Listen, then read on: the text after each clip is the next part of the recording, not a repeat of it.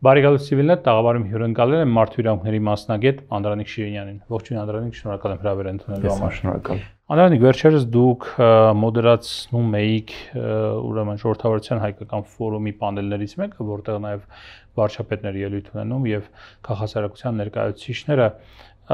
մասնավորաբար այդ ուրեմն միջոցառումից, հա, եւ վարչապետի պատասխաններից, որոնք վերաբերում են ժողովրդավարության, ինստիտուտների ամրությանը եւ այլն։ Ինչ տպավորություն ստացաք Հայաստանում, իսկապես մենք գնում ենք ինստիտուցիոնալ ժողովրդավարություն կառուցելու ճանապարհով, թե վերջին հայտարարությունները Հայաստանում, որ պարբերաբար հնչում են վարչապետի օրինակ, չգիտեմ, կառավարությունը ես եմ, որի վերաբերյալ դուք քննադատական հոդված էիք գրել, հա, տարբեր ձերբակալություններ, որոնք քաղաքական ենթատեքստ ու կոնտեքստ ունեն, թե մենք գնում ենք այսպես մարտնչող ժողովրդավարության ճանապարհով։ Նախ շնորհակալ եմ հրավերի համար ու շնորհակալ եմ հարցի համար։ Եվ եթե սկսենք ամենասկզբից, հա, ինչ ենք հասկանում ժողովրդավարություն ասելով, Հայաստանի մասին խոսելիս շատ մասնագետներ միշտ օգտագործում են այդ էլեկտորալ ժողովրդավարություն տերմինը, այս վերջերս քաղաքացիական հասարակության անդամներից մեկը ասում էր, որ սա ժողովրդավարության ամենացածր մակարդակն է ու եւի թե կարող ենք համաձայնել սրա հետ, որ այո, ժողովրդավարության կարելի ասել, որ սա այդ procedural ժողովրդավարությունն է, հա, երբ որ կան գործընթացներ, որոշակի գործընթացներ ժողովրդավարական երկրում, ինչպիսիք են ընտրությունները, ազատ եւ արդար ընտրությունները, հնարավորությունը մասնակցելու այդ ընտրություններին եւ նաեւ առաջադրվելու այդ ընտրություններին, բայց միևնույն ժամանակ կաղում են այնպիսի ինստիտուտներ, ինչպիսիք են օրինակ մեդիայի ազատությունը, հասարակական կազմակերպությունների գործունեությունը, խոսքի ազատությունը, դատական համակարգը, ավելի եթե ծանրակշիռ ժողովրդավարական ինստիտուտների մասին խոսենք, նույն այդ զսպիչների եւ հակակշիռների համակարգը, որի մասին հաճախ քննադատվում է Հայաստանում։ Եվ այո, պետք է համաձայնվել այս տեսակետի հետ եւ նշել, որ Հայաստանում առկա է ընտրական ժողովրդավարություն կամ եթե մենք հիմնվենք այդ ժողովրդավարությունը գնահատող կազմակերպությունների գնահատականների վրա, ինչպիսիք է Freedom House-ը, որտեղ ես աշխատում էի տարիներ շարունակ, Հայաստանը հիբրիդային ժողովրդավարություն է, անցումային ժողովրդավարություն։ Անցումային ժողովրդավարությունը էլի ենթադրում է, որ կան որոշ process-ներ, բայց դրանք խորքային չեն, դրանք ինստիտուցիոնալ չեն այդ երկրում ու ցավոք սրտի կախված են ինչ որ մարդկանց կամ այս պարագայում իշխող ուժի կմահաճույքից բարի կամքից այդ պահին ու սրա մասին եւս խոսվեց ժողովրդավարության ֆորումի շատ հետաքրքիր էր որ սրա մասին ասվեց ոչ թե վարչապետի կողմից այլ հենց քաղաքասարակության կողմից սա նշվեց որը իմ մոտ որոշակի արձագանք ամեն դեպքում առաջացրեց հիմա գնահատելու համար Հայաստանում ժողովրդավարությունը Ես չէի հիմնվի Հայաստանի Հանրապետության վարչապետի խոսքերի վրա, որովհետև ամեն դեպքում ես չեմ ասի, որ ես ստացա իմ հարցերի պատասխանները Հայաստանի Հանրապետության վարչապետից։ Իմ համար հետաքրքիր էր տեսնել, թե ինչպես է տեսնում Հայաստանի Հանրապետության վարչապետը Հայաստանի այդ ժողովրդավարական ընթացքը, ինչ պատկերացումներ ունի ու արդյոք օրինակ պատկերացնում է, որ էլեկտորալ ժողովրդավարությունից ինչ որ պահի անցնելու ենք նրան ինչ որ էլի տեսաբանները անվանում են լիբերալ ժողովրդավարություն կամ սոցիալական ժողովրդավարություն, բայց այս գաղափարախոսությունները, գաղափարները երևի թե կհիշեք հենց ամենասկզբից, երբ որ քաղաքացիական պայմանագիրը եկավ իշխանության, իրենք ժխտեցին ու մերժեցին այս գաղափարները։ Դրա համար չէի հիմնվի ես Հայաստանի Հանրապետության վարչապետի խոսքերի վրա, որովհետև ամեն դեպքում նաև հաշվի առնելով, որ Հայաստանում թեև դեռ երկար ժամանակ կա ընտրություններին հասնելու համար, բայց սկսվել է նախընտրական շրջանը եւ նախընտրական պայքարը եւ հետաքրքիր է որ հարցերից մեկին որտեղ խոսում էինք բարեփոխումների մասին եւ ես խնդրեցի նշել 3 բարեփոխումներ, որոնք Հայաստանի Հանրապետության վարչապետը կուզեր իրականացնել կամ տեսնում է Հայաստանում հաջորդ 5 տարիների համար նշվեց սահմանադրական փոփոխությունները։ Սա եւս իմ համար հետաքրքիր ուսումնասիրության առարկա էր ու նաև տեղավորվում էր այդ նախընտրական նարատիվների մեջ ու իմ կարծիքով էլի եթե օրինակ խոսենք այս սահմանադրական բարեփոխումների մասին, չգիտենք ոչ մի բան, հա, բովանդակային զրույց սրա մասին ունենալու համար, բայց գիտենք այն, որ Հայաստանի Հանրապետության վարչապետը սա ներկայացնում է որպես մի process, որը ստեղծելու է օրգանական կապ Հայաստանի Հանրապետության քաղաքացիների եւ սահմանադրության միջև։ Դա գեղեցիկ փաթեթավորումն է, բայց մենք չգիտենք ինչպիսի մեխանիզմներ են ներդրվելու այդ ձեր ասած զսպիչների եւ հակակշիռների մեխանիզմը իսկապես ապահովելու համար երկրում։ Եվ շատ հաճախ սահմանադրական բարեփոխումների մասին խոսելիս նաեւ եւս մեկ բանի մասին խոսում, որ դա չպետք է հակասի տարածաշրջանում խաղաղության, ուրեմն օրակարգի առաջ մղմանը, որի տակ կարելի է հասկանալ, որ այնտեղ չպետք է լինի հղումը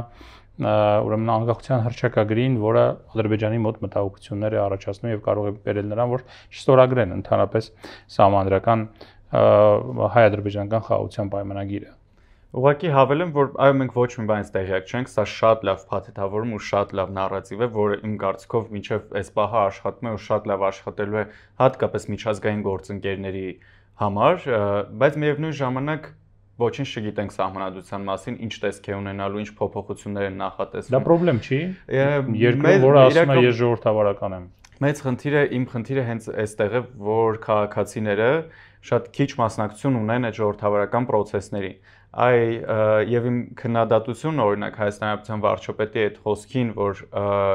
կառավարությունը ես եմ, հենց սրանում է կամ իշխանությունը ես եմ, հենց սրանում է, իսկ որն է այդ իշխանությունը, կամ երբ որ մենք խոսում ենք ժողովրդի անունից, ներկայացնում ենք ժողովրդին, իսկ որ ժողովրդին ենք ներկայացնում, արդյոք ներկայացնում ենք Հայաստանի Հանրապետության հասարակության բոլոր շերտերին եւ բոլոր տարերին, թե իշխանության կողմնակիցներին միայն, թե իշխանության կողմնակիցներին, այստեղ ժողովրդավարության ամենատարածված սահմանումը այդ իշխանություն ժողովրդի կողմից ժողովրդի համար, բայց քննադատությունը իսկ որ ժողովրդի հենց էսա քննադատությունը դրա հիման վրա հետագայում զարգացվեցին այս տեսությունները, իսկ որ ժողովրդին ենք ներկայացնում, արդյոք երբ որ մենք խոսում ենք ժողովրդի մասին, սա ներառում է հասարակության ամբողջ հասարակությանը, սա իր խորքում իհարկե պոպուլիստական արտահայտություն է։ Պոպուլիստական մշտապես այդ արտահայտությունը եղել է նաև հասարակ քաղաքական տարբեր քաղաքական հոսանքների եւ ուժերի կողմից, որ մեկը ասում է իշխանություն, ժողովուրդն ուզում է այս իշխանությանը, մյուսն ասում է ժողովուրդը չի ուզում եւ այդ ընդհանրացնող արտահայտության տակ սվաղվում է ամեն ինչ, որովհետեւ որ ժողովուրդը, օրինակ, չգիտեմ, կան խմբեր, որոնք չեն ուզում, կան խմբեր, որոնք քննադատում են, կան խմբեր, որոնք ուզում են։ Կարելի է մի հավելում անել սահմանադրության մասին ուղղակի։ Սահմանադրությունը իհարկե պետության ամենակարևոր փաստաթուղթն է, հիմքն է, իրավական հիմքն է, թե ինչպես է պետությունը սահմանում իր համար իր առաջխաղացումը, բայց միևնույն ժամանակ պետք է փաստել, որ ինչ տեսք կունենա սահմանադրությունը այնքան կարևոր չէ ժողովրդավարական առաջընթացի համար, եթե երկրի ներսում կան ժողովրդավարական զարգացման համար մնացած բոլոր պայմանները։ Եթե այս պայմանները շատ թերի են, եթե այս պայմանները հեղեղուկ են երկրում, իհարկե սահմանադրությունը կարող է որոշակի դեր խաղալ, բայց միևնույն ժամանակ թե ինչ տեսք ունենա սահմանադրությունը ի վերջո ժողովրդավարական զարգացման համար իմ կարծիքով այնքան էլ էական չի լինելու, կանխորոշիչ չի լինելու։ Այո, որովհետև ամենալավ սահմանադրությամբ կարելի է հաստատել ավտոկրատիա երկրում եւ ամենավատ ոչ այդքան լավ սահմանադրությամբ կամ սահմանադրության բացակայության պայմաններում ունենալ ժողովրդավարություն, ինչպես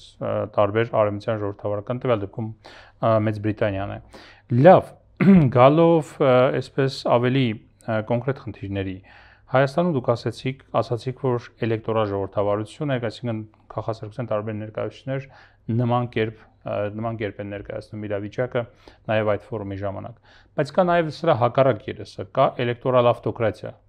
այսինքն երբ իսկապես ընտրությունների միջոցով անձը քաղաքական ուժը ընտրվում է, որևէ խնդիր չկա, ընտրությունների միջոցով նա գալիս է իշխանության, բայց հետո գալիս է քանդում է այն ինստիտուտները կամ թուլացնում է այն ինստիտուտները, որոնք ժողովրդավարության կարևոր հենասյուներն են եւ անձիշխանությունը մեծ հաշվով հաստատում։ Հայաստանում կա այդ միտումը, թե չկա, հաշվի առնելով դատարանների շրջափակման հետ կապված գործընթացները, որ ժամանակին մենք ունեցանք վարչապետի այդ հայտարարությունը, որը դուք վտանգավոր եք համարում ժողովրդավարության տեսանկյունից, կառավարությունը ես եմ, կամ անձանց հեռացումը պետական համակարգից, որոնք ասում են, որ կա միջազգային ատյան, այդ ատյանը որոշում է կայացրել Հայաստանը պարտավոր է դա իրականացնել, ինքը ասում է, չէ, ես որոշել եմ, որ Հայաստանը չպետք է իրականացնի, որովհետև այս պահին մեր ժողովրդավարությունը այդպես է գտնում։ Հետաքրքիր հարց եք բարձրացնում ու էլի շատերը խոսելով ժողովրդավարության մասին, էլի հին տեսաբաններ օրինակ համարում են, որ ընտրական process-ները եւ մարդկանց մասնակցությունը այդ ընտրական process-ներին արդեն հերիք է խոսելու ժողովրդավարության մասին։ Իհարկե մենք սրա վրա չենք հիմնվում, որովհետեւ ավելի մեծ երազանքներ ունենք, հա, ժողովրդավարության հետ կապված Հայաստանում։ Հայաստանում կան մտահոգիչ զարգացումներ, նաեւ նրանք ինչ որ որոնք որ դուք նշեցիք, Բայց ամեն դեպքում կարծում եմ, որ ավտորիտարիզմի մասին Հայաստանում խոսելու համար դեռևս վաղ է, ու եթե մենք խոսում ենք ավտորիտարիզմի մասին, միտումների մասին բնականաբար կարող ենք խոսել, ու միտումները ժողովրդավարական, ոչ միայն ժողովրդավարական հետընթացի միտումները, այլ այս անցումային ժողովրդավարական փուլում մնալու, զարգացում չունենալու ու կոնսոլիդացված ժողովրդավարություն չդառնալու միտումները կան, որովհետև ավելի հեշտ է կառավարել այս հիբրիդային ժողովրդավարության պայմաններում, քան կոնսոլիդացված ժողովրդավարության պայմաններում։ Այս միտումները իհարկե առկա են, ավտորիտարիզմի խոսակցությունները իմ կարծիքով Հայաստանում փոքր-ինչ ուռճացված են, ու նաև այստեղ այն վտանգն եմ տեսնում, որ եթե մենք սկսում ենք քննադատել ավտորիտարիզմը որպես մեր համար մեր բառամթերքի մեջ օգտագործելով, միգուցե ապա լեգիտիմացնում ենք մեր խոսույթը, որովհետև ամեն դեպքում Հայաստանում այս պահին կան մի շարք ինստիտուտներ, որոնք որ մեզ հնարավորություն չեն տա խոսել ավտորիտարիզմի կամ այդ ուղղությամբ գնալու մասին։ Ամեն դեպքում Հայաստանում կան ազատ եւ անկախ մեդիաներ։ Իմ քննադատությունը օրինակ այս մասով է, որ իշխանությունները շատ քայլեր չարեցին նպաստելու դաշտի առողջացմանը եւ ընդհակառակը ընտրեցին ճանապարհը իրենց սեփական մեդիաները ունենալու ու դրանով հակակշռելու ընդդիմության մեդիաներին, ինչ իմ կարծիքով կառուցողական ճանապարհ չէր։ Եվ դա բերեց նաև այդ բանին, բևեռացմանը նաև մեդիա դաշտում։ Բևեռացմանը, որը դրսևորվում է քաղաքականության մեջ, որովհետև ժողովրդավարության համար կարևորագույն բնորոշիչ է նաև ոչ միայն լեգիտիմ իշխանությունների առկայությունը, այլ նաև լեգիտիմ ընդդիմության առկայությունը։ Ու շատ հաճախ մենք տեսնում ենք ապա լեգիտիմացնող խոսույթ եւ իշխանության կողմից եւ ընդդիմության կողմից։ Այս եւ իշխանություն եւ ընդդիմություն այս ժողովրդավարական պայքարի կարևորագույն բաղադրիչները պետք է լինեն, բայց հայկական իրականության մեջ ցավոք սրտի մենք նաեւ սա չենք տեսնում։ Այս նույն ֆրագմենտացիան իհարկե տեսնում ենք, այդ բևեռացումը նաեւ տեսնում ենք քաղաքացիական հասարակության մեջ, հասարակության որևէ շերտ դուրս չի մնալու սրանից ու իմ կարծիքով սա վնասելու հենց ժողովրդավարության գործընթացին։ Իսկ քաղաքացիությունը որքանով է մինչև 2018 թվականը բավական հստակ էր իրավիճակը։ Կային քաղաքացիական հասարակության ինստիտուտներ Հայաստանում, ՀԿ-ներ, տարբեր միություններ, չգիտեմ, հիմնադրամներ եւ այլն, որոնք զբաղված էին իրենց գործով, ունեին նաեւ քաղաքական ակտիվիզմի որոշակի տարեր իրենց մեջ, իհարկե, բայց այնուամենայնիվ այդ watchdog-ի այդ պահապան շան ֆունկցիան, եթե շատ կոպիտ թարգմանեմ, իրականացնում են, այսինքն փորձում էին իշխանությանը տարբեր արատավոր երևույթների վերաբերյալ քննադատել եւ հնարավորինս այսպես հաշվետու պահել այդ իշխանությանը։ 18-ից հետո իհարկե փոխվեց իրավիճակը, որովհետեւ նույն քաղաքասարության ներկայացուցիչները մի մասով գնացին տեղափոխվեցին իշխանություն, մյուս մասը սկսեց չքննադատել իշխանությանը հույս ունենալով, որ կլինեն որոշակի նախ օրգանապես կապված էին, երկրորդն էլ հույս ունեին, որ դե պետք է թողնենք աշխատեն, որպեսզի այդ ռեֆորմները տեղի ունենան, բայց մինչև օրս 7 տարի է անցել, կարծես մեր քաղաքասարակությունը իր տեղը իշխանության նկատմամբ դիրքավորման տեսանկյունից դեռ չի գտել կամ մեծամասամբ չի գտել։ Հենց լինում է ինչ-որ մի իրավիճակ, որ, չգիտեմ, նախկինների ստվերը հայտնվում է դաշտում, կամ նախկինների հետևում կանգնած Ռուսաստանի ստվերն է հայտնվում դաշտում, կամ այդպես է ինտերպրետացվում քաղաքական դաշտում, նրանք կարծես մոնոլիտանան, միավորվեն իշխանության հետ, այնինչ նրանց ֆունկցիան դա չի։ Ես ճիշտ եմ հասկանում իրավիճակը, թե չէ։ Ինձ թվում է բազմաթիվ շերտերի անդրադարձանք է այս հարցի ընթացքում 2018 թվականին նախ փորձենք հասկանալ ինչ ենք ասում քաղաքասարակություն ասելով։ Քաղաքասարակությունը միայն հասարակական կազմակերպությունները չեն, թեև այսօր երբ որ նայում ենք քաղաքասարակությանը, մենք մեծամասամբ տեսնում ենք հասարակական կազմակերպություն եւ սրա պատճառը հենց այդ հկայացումն է, որի մասին տեսաբանները խոսում են, քաղաքացիական հասարակությունը ամբողջ հասարակությունն է, բոլոր ակտիվ մարդիկ, ովքեր մտահոգվում են երկրի ճակատագրով, ում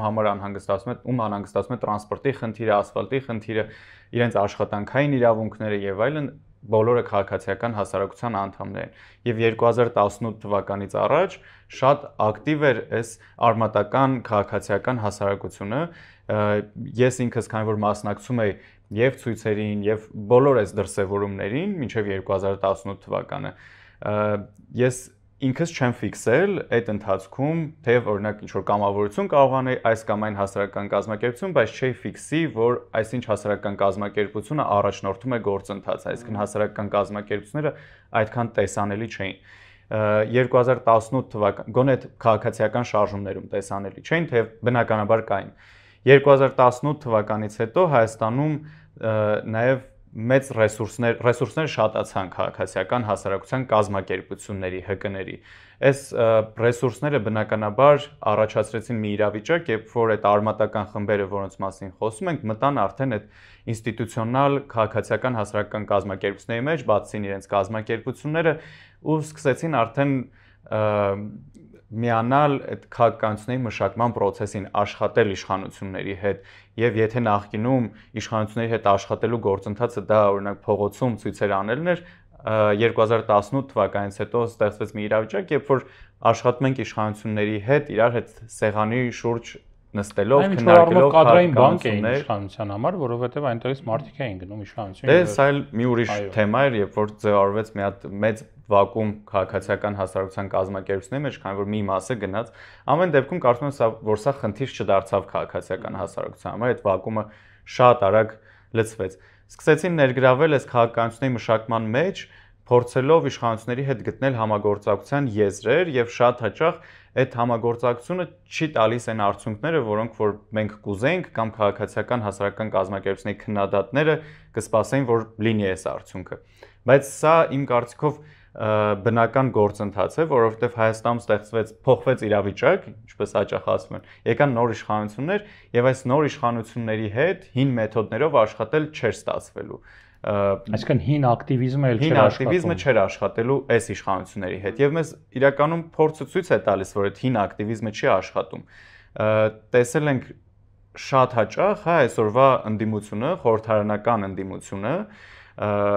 փորձում է փողոցային պայքարի միջոցով սկսել որոշակի գործընթացներ Հայաստանում։ Մենք տեսնում ենք, որ դրանք չեն աշխատում։ Ուրիշ հարց, որ ընդդիմությունը իմ կարծիքով իմ տեսակետն եմ հայտնում ամեն դեպքում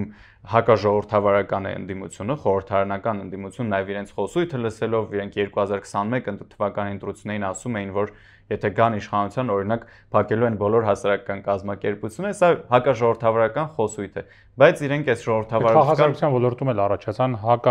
քաղաքացիական հասարակության կառույցներ կարելի ասել, որոնց խոսույթը ամբողջությամբ նա էր, որ դելեգիտիմացնեն իսկապես ՀԿ-ները։ Հասարակական այս էլ է շատ տարածված մեխանիզմ հասարակական կազմակերպություններին կամ ժողովրդավարական process-ները դելեգիտիմացնելու համար։ Ամեն դեպքում էլի ասածս փորձում ցույց տալ, որ այս հին մեթոդները չեն աշխատում, նաև չեն աշխատում, որովհետև իշխանությունները սովորել են այս հին մեթոդների հետ աշխատել, եթե կհիշեք, օրինակ 2 տարի առաջ էր կարծում, երբ որ մոտավորապես ամսից ավել փակվեց Ֆրանսիայի հրապարակը, իշխանությունները չցրեցին այս ցույցերը, ինչը շատ խելացի մարտավարություն էր, որովհետև երբ որ ցույցերը ցրում ես, երբ որ բռնություն ես գործադրում, ավելի ռադիկալացվում իրավիճակը, իշխանությունների համար այս գործընթացները դարձել են շատ կառավարելի եւ այս գործընթացները չեն աշխատում, այսօր իշխանությունների հետ աշխատում է իրար հետ նստելու, խոսելու, փորձելու ինչ որ նաև ադվոկացիայի միջոցով, այդ ջատագովության միջոցով։ Բայց կա Անդրանիկ, որ երբ տեսնում ենք որոշակի ցնցումային իրավիճակ, կամ չգիտեմ, ընդդիմության ակտիվացում, այս ընդդիմության ակտիվացում, որի վերաբերյալ տարբեր են ինտերպրետացիաները, մեկնաբանությունները, մեկի հետևում ասում են Ռուսաստանն է, մյուսի հետևում չգիտեմ ով է եւ այլ, եւ քաղ հասարակությունը կարծես այդ նեյտրալ եւ կողքից դիտարկողի կամ իրավունքների պաշտպանության դիրքերից հանդես գալու փոխարեն քաղաքական դիրքավորում են ընտրում։ Ես չէի նայ քաղաքասարակության որպես միատար խումբ, որտեղ բոլորը ունեն նույն կարծիքը։ Քաղաքասարակության ներսում իրականում ես կհամաձայնվեմ ձեր հետ, որ կա այս տեսակետը, որովհետև ինչու, որովհետև այսօրվա իշխանությունները սկսեցին ասոցացվել ժողովրդավարության հետ եւ այսօրվա խորհրդարանական ընդդիմությունը ասոցացվում է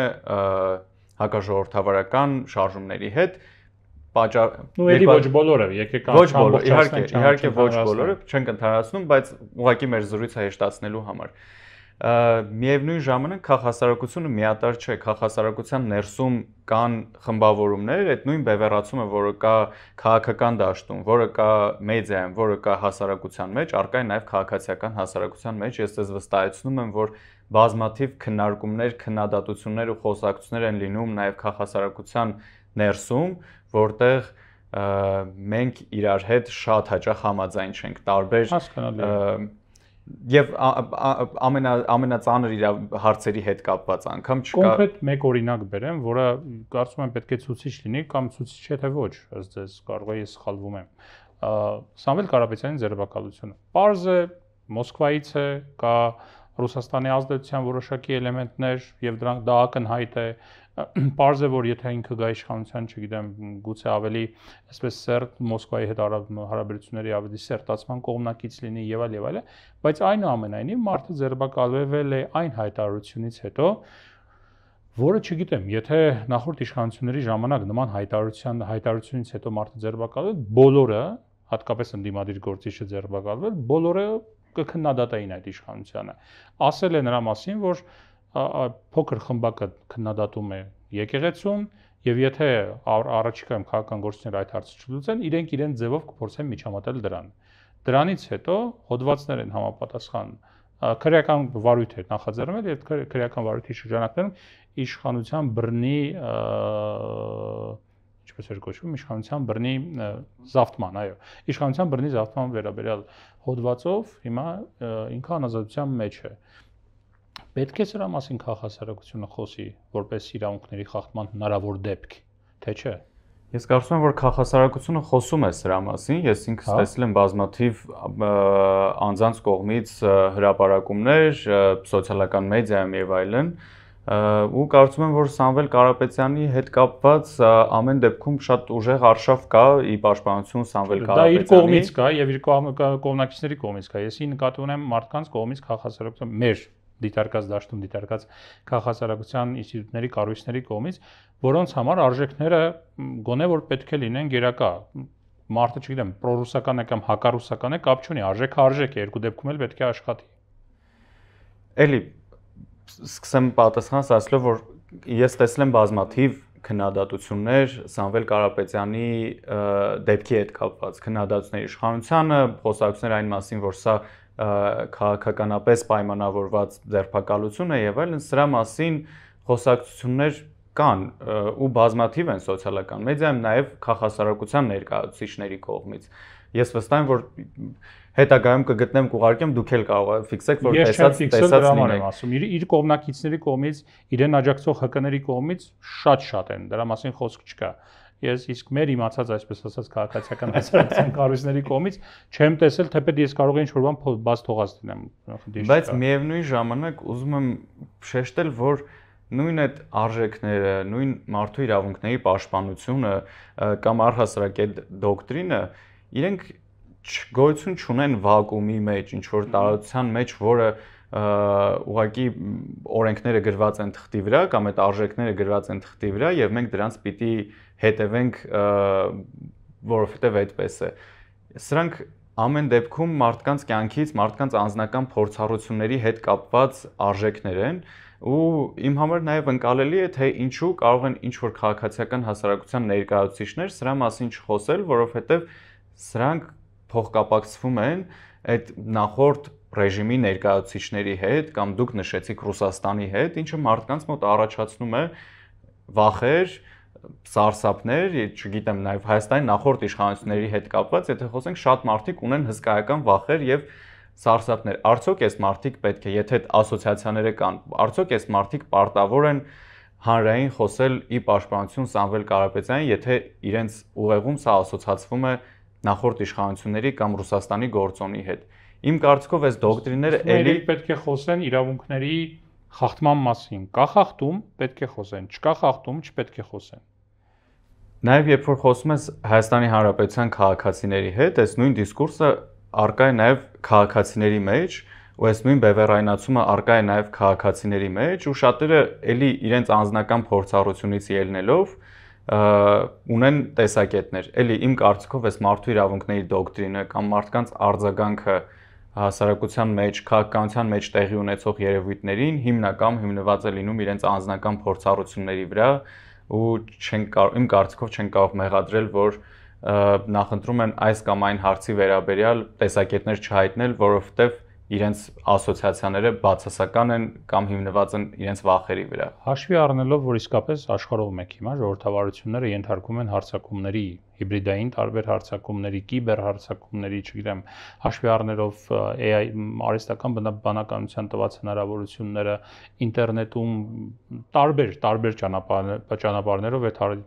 մանիպուլյացիաները, fake news-ը եւ այլն, տարբեր ճանապարհներով այդ հարձակումները տեղի են ունենում։ Կարող է ժողովրդավարությունը հակաժողովրդավարական ուժերի դեմ պայքարել հակաժողովրդավարական մեծ միջոցներով։ Ամենապարզ պատասխանը իհարկե ոչն է, բայց միևնույն ժամանակ էլի ինձ թվում է այս քննարկումը շատ պետք է հիմնված լինի մեր իրականության վրա ու իրականության մեջ, օրինակ եկեք խոսենք ատելության խոսքի քրեականացման մասին։ Խոսքի ազատությունը ամենակարևոր ինստիտուտներից մեկն է ժողովրդավարության։ Օրինակ Ամերիկայի ամենակարևոր արժեքներից մեկն է, եթե խոսում ենք Ամերիկայի մասին, որպես աշխարհի ամենահին ժողովրդավարություններից մեկը, բայց միևնույն ժամանակ շատ երկրներում ընդունվում են օրենքներ ատելության խոսքի դեմ։ Արդյոք սա խոսքի ազատության սահմանափակում է, ինչ որ առումով խոսքի ազատության սահմանափակում է, բայց արդյոք ծառայում է հասարակության շահերին, կարող ենք քննարկել, բայց ինչ որ Գերմանիայում այլընտրանք Գերմանիայի համարկուսակցությանը կարող են համարել ծայրահեղական եւ արգելել։ Ֆրանսիայում Մարին Լեպենին դատարանով արգելել ընտրությունների մասնակցել։ Ռումինիայի օրինակը, երբ ընտրություններից արդյունքները չեղարկեցին հնարավոր արտաքին միջամտության եւ բոտերի օգտագործման հետևանքով։ Սա մյուս օրինակներից էր, որի մասին ուզում էի խոսել։ Այդպիսի օրինակներ ունեցել ենք նաև Հայաստանում 2020 կարող է սխալվեմ 44-օրյա պատերազմի կամ միգուցե դրան հետևած դեպքերից մեկի ժամանակ, օրինակ Հայաստանում արգելափակեցին TikTok-ի օգտագործումը որպես սոցիալական մեդիա։ Օրինակ Freedom House-ը այդ ժամանակ սա դիտարկեց որպես ժողովրդավարական հետընթաց Հայաստանում, բայց արդյոք անհրաժեշտ էր սա էլի այդ հասարակական անվտանգության, պետական անվտանգությունից ելնելով միգուցե անհրաժեշտ էր։ Սրանք թեմաներ են, որ տեսաբանները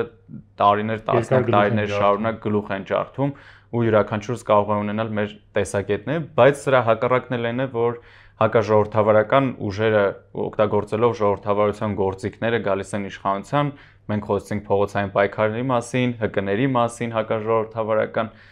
Այսինքն էլի պետք է հիմնվել իրականության վրա ու որքանով են այդ process-ները ամեն դեպքում ծառայելու քաղաքացիներին եւ ժողովրդավարությանը։ Շնորհակալ եմ զրույցի համար։ Իմ զրուցակիցը Անդրանիկ Շիրինյանն էր։ Ցտեսություն, կհանդիպենք։